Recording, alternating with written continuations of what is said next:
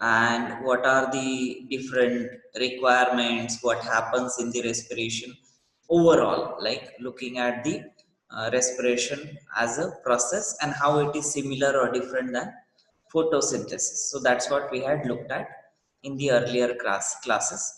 Also, we had quickly looked at what is this respiratory quotient, which totally speaks about uh, like the ratio of volume of carbon dioxide that is produced to the uh, ratio of sorry to the amount of oxygen that is consumed. So that was the respiratory quotient or RQ value. Now, based on all of these processes, like whatever we had discussed in the last class, we will look at the types of respiration that exist in general.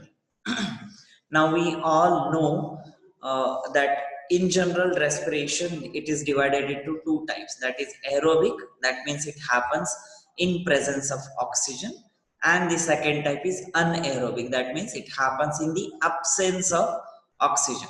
So these are the two major types. Now, one thing that you need to understand is, in case of plants as well as in case of human or animals, similar mechanisms exist. Yeah. So the breakdown enzymes, they might be slightly different because they are belonging to different living organisms, but the overall process, starting from glucose till the energy generation, whether it is in presence of oxygen or in absence of oxygen, the overall process remains same. So, in case of aerobic respiration, it is divided into four different steps. First one is glycolysis. It is also called as EMP pathway. Now, most important before we start all of this is you have to remember all the steps. You have to remember all the names.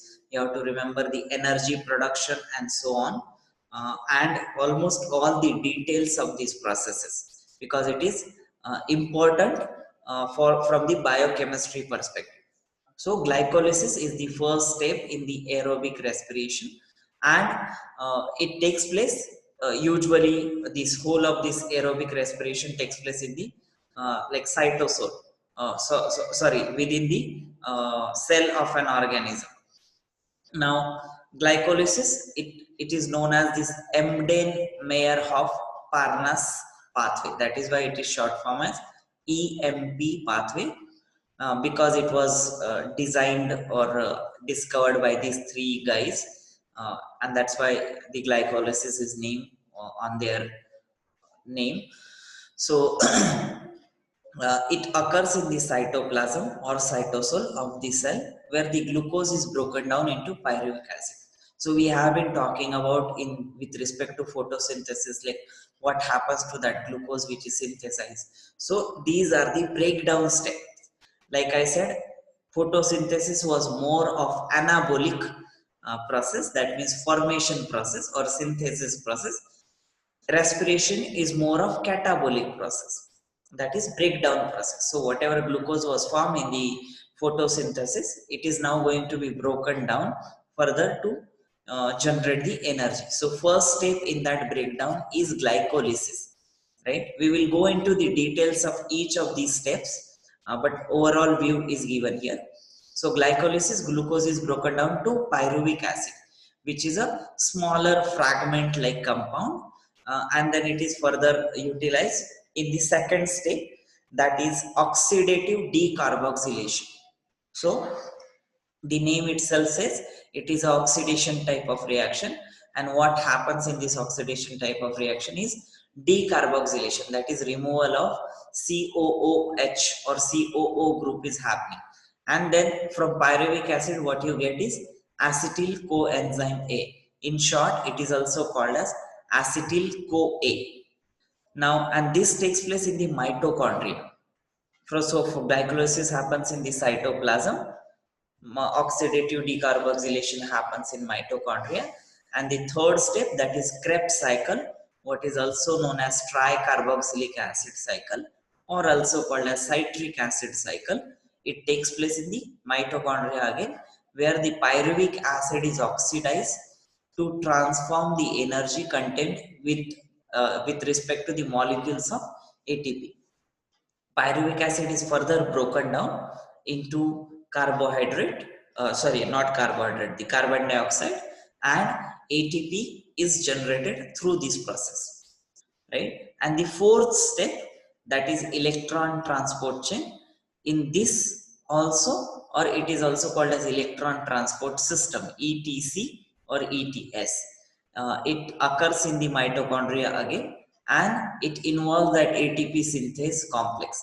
Now, if you remember the photosynthesis reaction where we were talking about that F0 and F1 region where the ATP was generated, and Pratham had also asked the question, what is the correlation of that H plus? So that reaction was this ATP synthase complex reaction. Well, what is it specifically called as is electron transport chain. So these are the four steps in which a glucose molecule is broken down till the final generation of energy, and of course the release of gases. So that is the aerobic respiration, and these are the four steps. First, glycolysis, then oxidative decarboxylation. Now this decarboxylation can happen simultaneously, and a molecule can directly go into Krebs cycle also. So that is optional, right? So Krebs cycle and oxidative decarboxylation ideally are the second step, both of them, because in both the pyruvic acid is entering into the next part, and then after pyruvic acid is broken down, it enters into ETC. So that is the aerobic oxidation. And second type of respiration, that is anaerobic respiration, which deals with absence of oxygen and the breakdown of glucose. In absence of oxygen, there is a breakdown of glucose. This specifically happens in the microorganisms where there is lack of oxygen in the surrounding, and this can happen in two ways. First one is ethyl alcohol fermentation, like what you know of alcohol generation process in a way, and second one is lactic acid fermentation. In this, lactic acid is generated. In first case, ethanol or ethyl alcohol is generated, and in the second, lactic acid is generated, and that is the anaerobic breakdown of the glucose molecule. So these are the major types and the processes within the aerobic and anaerobic respiration. Now, moving further, or no, before I move further, so this is just the schematic which explains what are these different uh, pathways, how they are going. So, this first of all, what you need to remember is this process happens into the cytosol, that is the glycolysis, the breakdown of glucose to pyruvate, right? That happens in the cytoplasm of the cell. Now, and these specific reactions, they happen in the mitochondria. Now, this is the aerobic type of respiration. So, that is why Krebs cycle and electron transport chain are mentioned here. And in anaerobic, the fermentation, that is lactic acid, and the ethyl alcohol fermentation, that is mentioned here. So, that is the fate of pyruvate at the end. So, there have been questions asked several times, like explain the fate of pyruvate in the like in either aerobic or anaerobic respiration. Then you have to write down these processes. Similarly, here it is just the schematics which explains the whole process of your breakdown of glucose.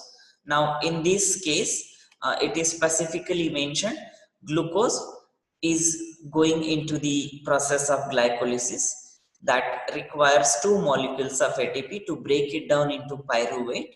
Then pyruvate, further, when the oxygen is not present, it goes via the pathway of fermentation. When oxygen is present, it goes via this pathway where almost 36 molecules of or ATP are generated.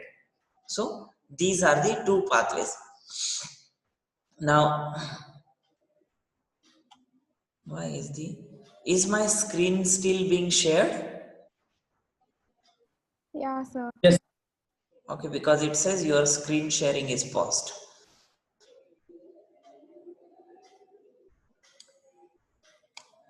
Okay, I don't know, resume share, and I hope it's recording also. Yeah, okay, fine. Uh, oof, just a moment, people. Something wrong with this. To Shaisa. Huh. Okay, so coming to the first process or first step in the aerobic respiration, that is glycolysis. Now, again, we will look at the overall steps, and then we will go into each and every detailed steps. Now, glycolysis is a series of reactions. To be very specific, it involves 10 reactions. So there are 10 steps or 10 conversions of the glucose, finally up to the end product being pyruvate. So it is a series of reaction that extract energy from glucose. Now extract energy in terms of formation of ATP from glucose by splitting it into 2-3 carbon molecule, that is called as pyruvates. So glucose is 6 carbon, it is broken down into 3 carbon molecule that are called as pyruvates. So that series of reaction is called as glycolysis. Now glycolysis is an ancient metabolic pathway found in majority of organisms which are alive today. Like I mentioned, it happens in plants as well as in animals almost to the same extent. Glycolysis takes place in the cytosol of the cell or the cytoplasm of the cell. It can be broken down into two main phases. That is energy requiring phase. That is when I said when the glucose is broken down in first step, it needs some ATP molecule. That is energy requiring phase. And in the second phase of glycolysis, it is energy releasing phase. So it's a simple thing, like whole of this 10 set of reaction or this series of reaction, they need some energy at some time point, and then they release the maximum amount of energy in the later phases of this glycolysis. So that is why it is divided into energy requiring and energy releasing phases. Now what is this energy requiring phase? So in this phase, the starting molecule of glucose gets rearranged. Rearranged as in it has some resonance kind of phenomena where the two phosphate groups are attached to it. Now the phosphate group, they make modified sugar, what is now called as fructose 1,6 bisphosphate.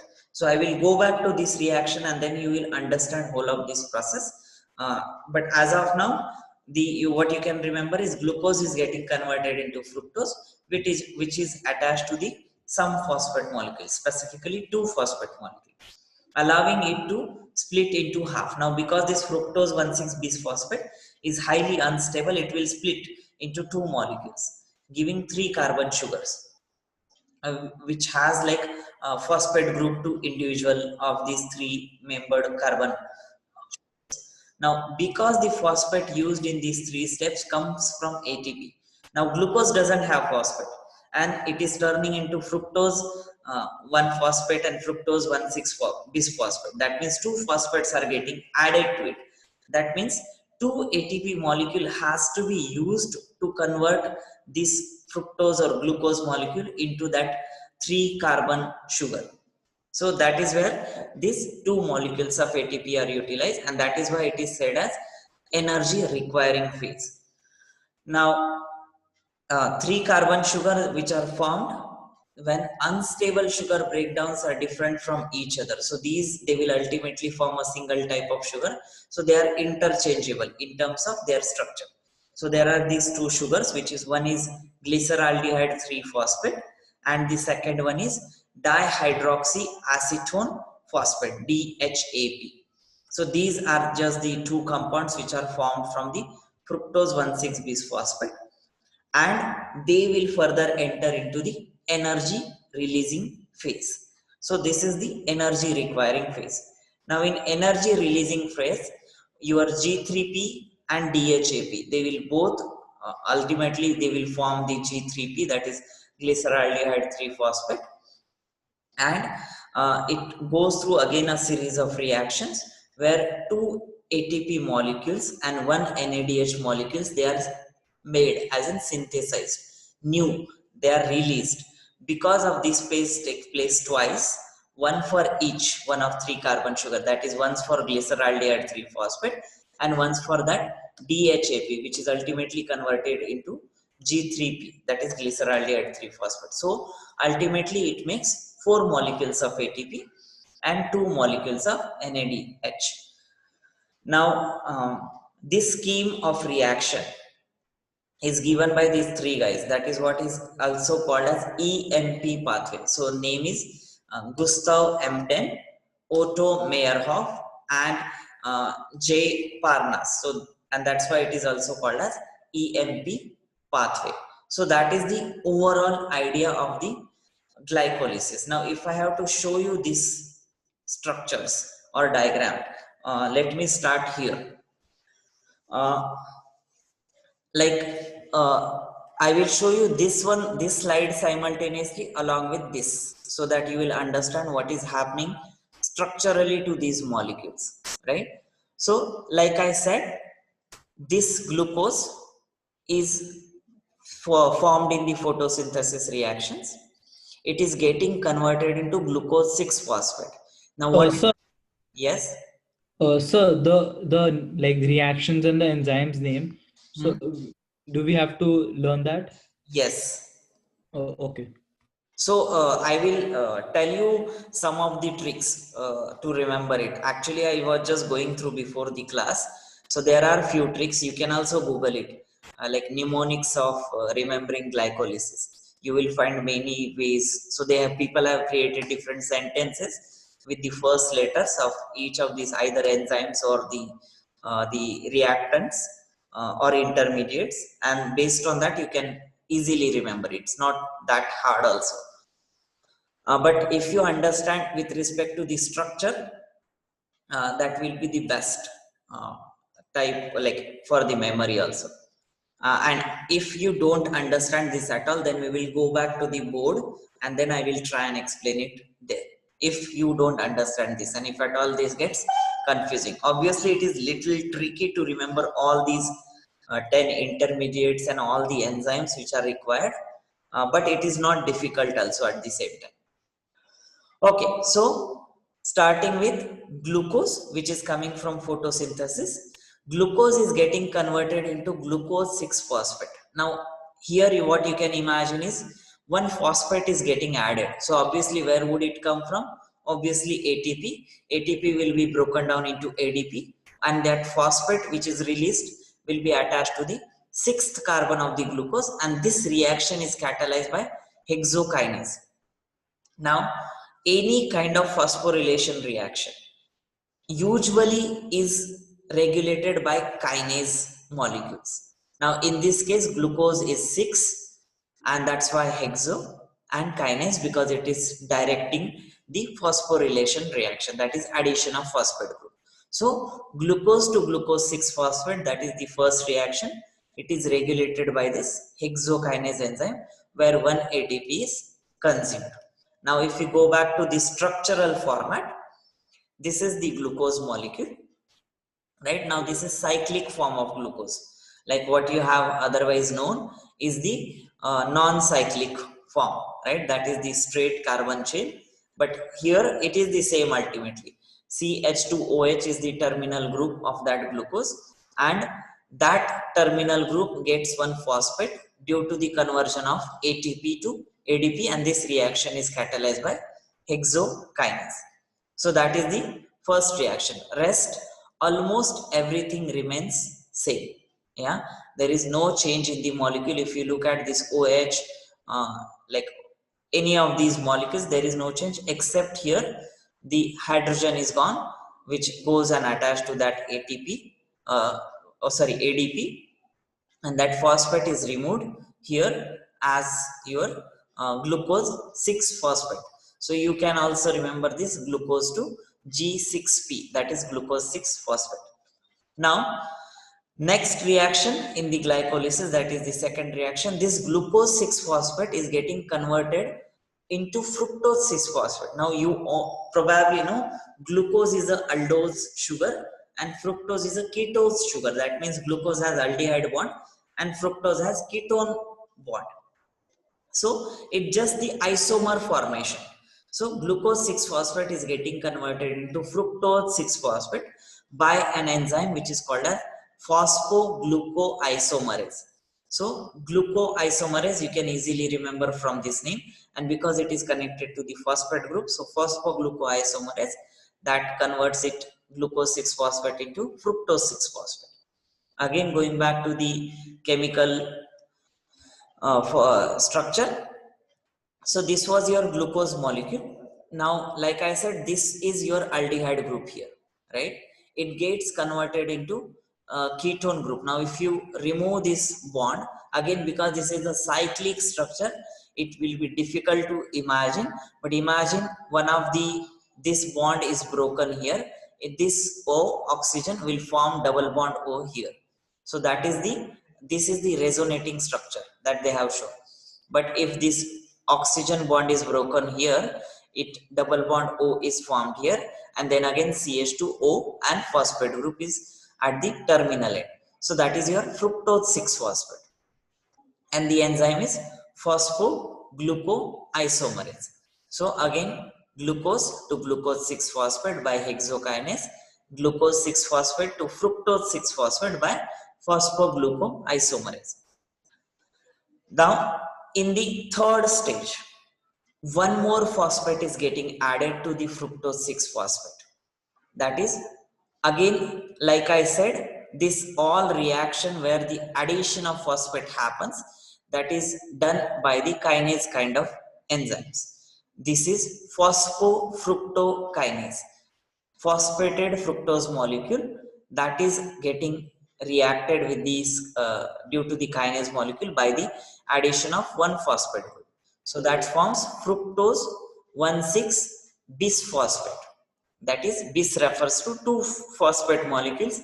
First one is at first position and the second one is at sixth position of the fructose, right? So that is what is fructose 1,6 bisphosphate from fructose 6 phosphate. Going back to the chemical again, this was your first phosphate group. Now you are getting second phosphate group attached at the sixth position. Sixth position you have phosphate group, so it is first carbon, second, third, fourth, fifth and sixth carbon. So you are getting phosphate group on the sixth carbon which is attached to this oxygen with respect to the phosphate group. So that is fructose 1,6 bisphosphate, and the reaction is catalyzed by phosphofructokinase. I hope these four reactions are clear. Any questions until now here? And I hope you are understanding and following this. Or let me know if it is getting too messy. Sir, Yes. the conversion from glucose to fructose. So, like the part they've labeled in yellow. So, what exactly does that mean? So that is where the next transition usually occurs. So that is the resonating forms that is getting, so like if you look here, that is the, otherwise the glucose molecule would be ending up there. Like when you have the cyclic and non-cyclic structure, that is what it is referring to. But you can ignore that yellow part. Yellow part is not so important in these, like this diagram, at least for us at this moment. Sir, then like in fructose, where did the extra OH come from? Where is the extra OH? In the fructose 6 phosphate. Fructose 6 phosphate. This extra OH, Yes, sir. it is here only. No, sir. On that carbon there are two, right? You see, no, on that carbon there are not two, there is only one. This oxygen, this is 6 membered ring here. it is forming 5-membered ring. So this oxygen is forming bond here, and then this is CH2H. That is your Oh, CH. okay. So, okay. So in that, the oxygen instead of the previous carbon atom number one, it forms a bond with the carbon atom number two. Not two, actually it is 1, 2, 3, 4, 5. Fifth carbon it forms the bond, and this is the sixth carbon. Are you getting it? Uh, You so is it, usually start the numbering from the higher, what do you say, the main group which is present in the compound, right? In this case, it is the aldehyde group that is here at this carbon, right? So you will start numbering from here. That is first, second, third, fourth, fifth, and sixth carbon. Now, instead of sixth carbon, this oxygen, it is attaching to the fifth carbon, and then CH2OH is still like that. okay? So like in the glucose, so in the glucose it's the opposite, but when it when the phosphate attaches itself, the numbering becomes inverse. No, why it So, would become inverse? It's still the same, no? 1, 2, 3, 4, 5, 6. Here so but also 1, 2, 3, 4, 5, and 6.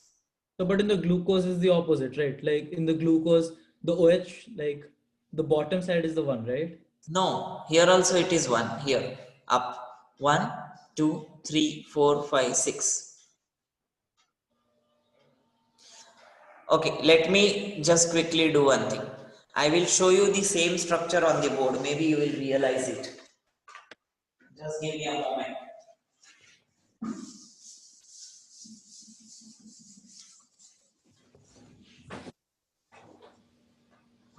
So, this is your glucose here.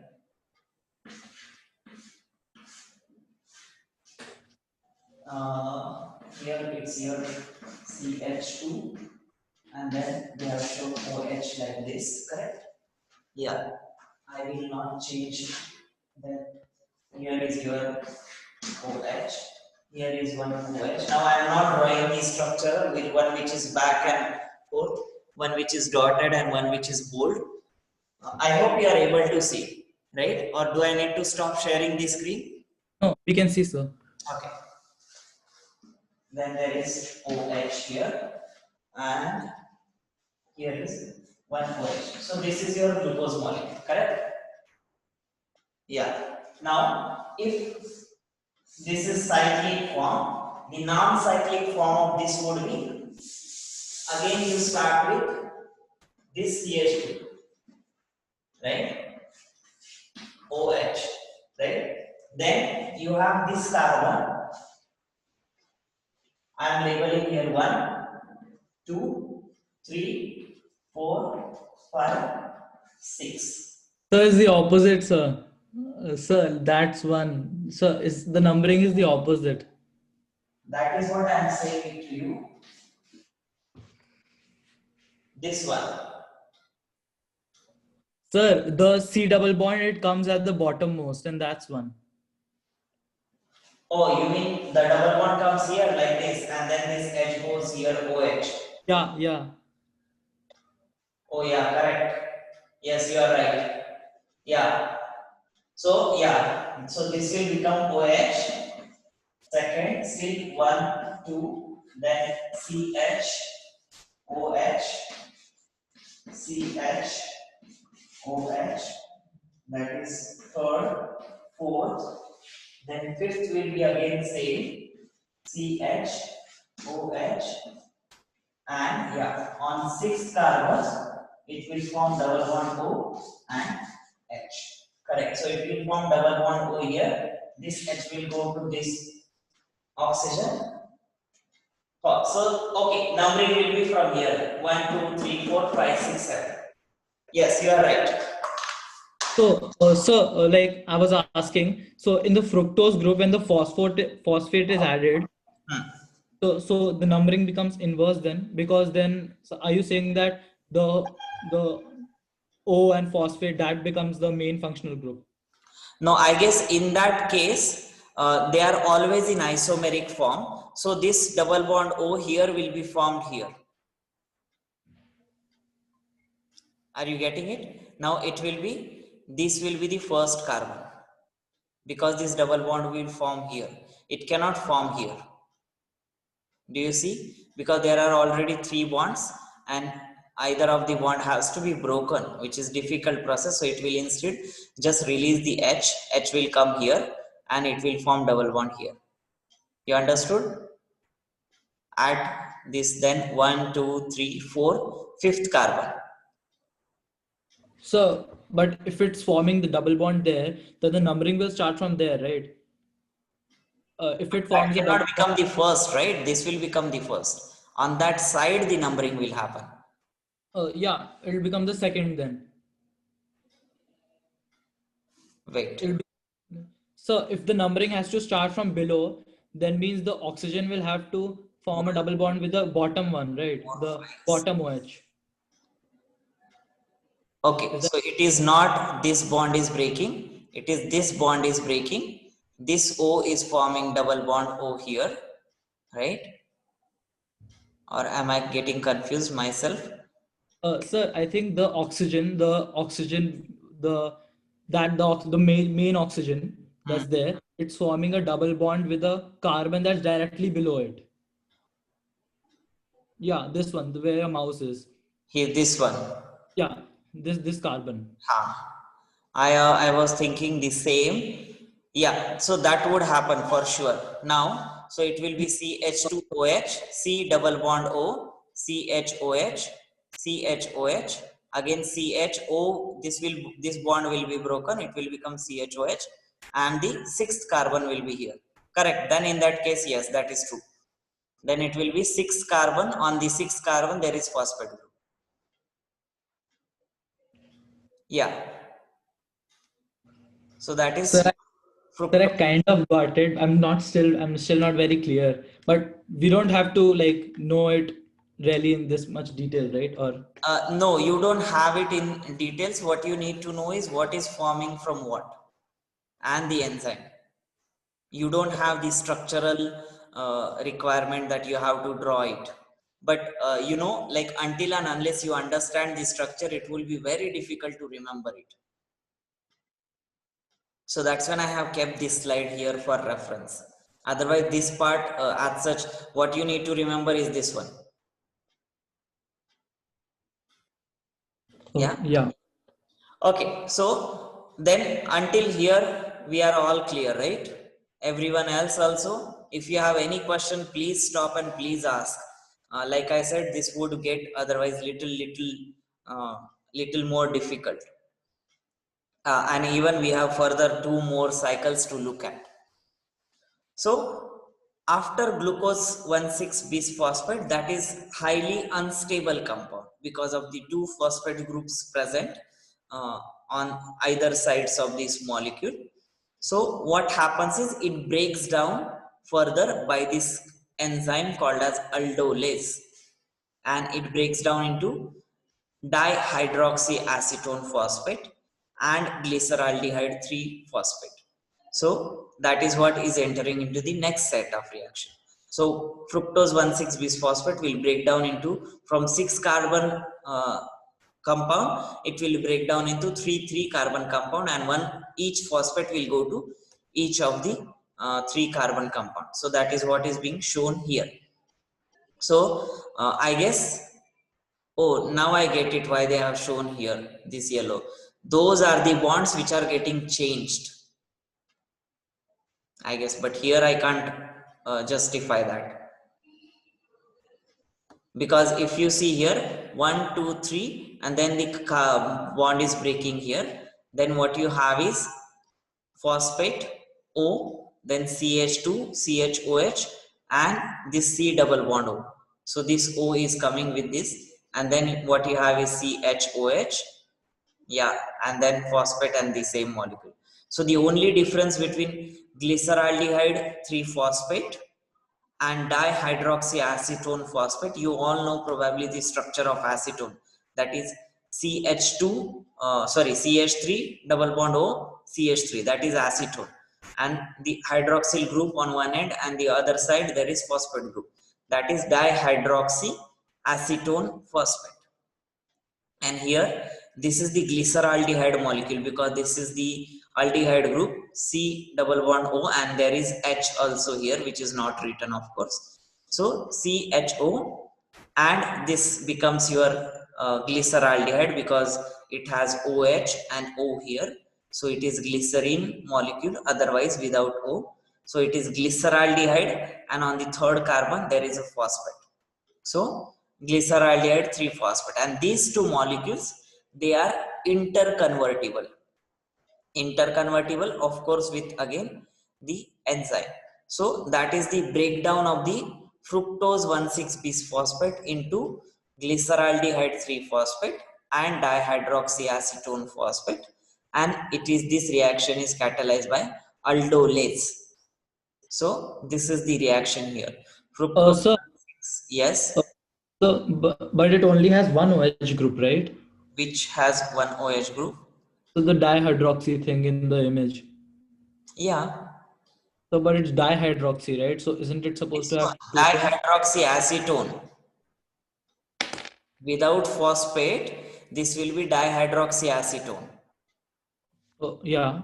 And to the dihydroxyacetone, there is phosphate attached. Okay. Okay. So that O was originally with Yeah. the H. Yeah. Okay. If this O wouldn't have been there, then it would have been something else. Probably, I don't know what that compound will be to call. So H, right? Hydrogen. Then it'll be Yeah. dihydroxy. Yeah. So if you just remove the phosphate group and attach H, it becomes dihydroxyacetone. So that compound is dihydroxyacetone, and instead of H there is this phosphate group, so it becomes dihydroxyacetone phosphate. So fructose 1,6-bisphosphate, this reaction is catalyzed by aldolase to break it down into two molecule, dihydroxyacetone phosphate and glyceraldehyde 3-phosphate. Like I said, these two molecules, they are interconvertible by this triose phosphate isomerase. Again, isomerase is a kind of enzyme which is like converting the compounds into their isomeric forms, right? Just it is just the shifting of the resonance, and it will either form the double bond O, and so on. So again, if we look at this structure, this double bond O will get transferred here, from here it will go here, here it will form the double bond O, and this becomes OH. So these are the interconvertible structures. So that is the resonating part of these molecules, and that's how they are connected or converted to each other. And this reaction is catalyzed by triose phosphate isomerase. Triose refers to three-membered carbon. It is attached to the phosphate group, and this is the isomeric change of the compound. So triose phosphate isomerase. So that is the first step, that is the energy requiring phase of your glycolysis, where the two molecules of ATP are consumed again, and there is no energy liberation, of course. So two molecules are taken, they are utilized for the phosphorylation process, and your three-membered carbon compounds are released. Now individually, this compound will follow the particle pyruvate. This will also follow the particle pyruvate, but via glyceraldehyde 3-phosphate. So whatever dihydroxyacetone phosphate is formed, it will get converted into glyceraldehyde phosphate, and this will follow the same path. So two molecules of this glyceraldehyde 3-phosphate are formed in the breakdown of glycolysis until the energy requiring phase. Now the next phase is energy releasing phase, that we will see further. Do you have any questions so far?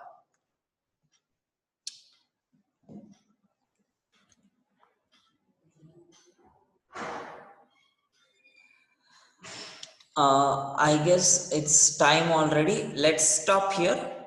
please try and revise these four reactions on your own.